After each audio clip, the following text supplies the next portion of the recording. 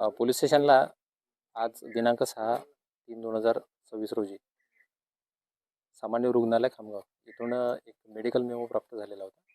त्यामध्ये मृतक देवीदास गायके यांच्या पोटावरती जखमा आढळल्या आहेत आणि ते मृत अवस्थेत नातेवाईकांनी आणलेलं आहे. याबद्दलची ती माहिती होती.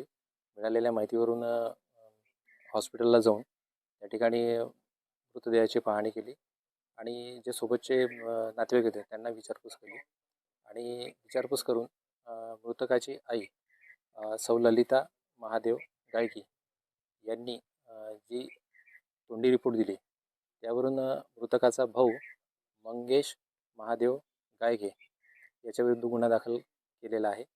यामध्ये ललिता यांनी सांगितलेलं आहे की मृतक हा आज काल दिनांक 5/3/2026 रोजी दुपारी 3 वाजता दरम्यान घरी दारू पिऊन आलेला होता आणि दारू पिऊन असल्याने मृतकाचा लहान भाऊ गुन्ह्यातील आरोपी मंगेश गायके यांचे आपसात वाद झालेत आणि या झालेल्या वादादरम्यान देवीदास यांनी मंगेशला मारले आणि मंगेशला मारल्यामुळे मंगेशला राग आला आणि त्याने घरी भाजी कापण्याचा जो चाकू असतो तो घेऊन मंगेशच्या कुशीवरती आणि पोटावरती वार करून त्याला जखमी केले आणि त्यातच त्याचा मृत्यू झालेला.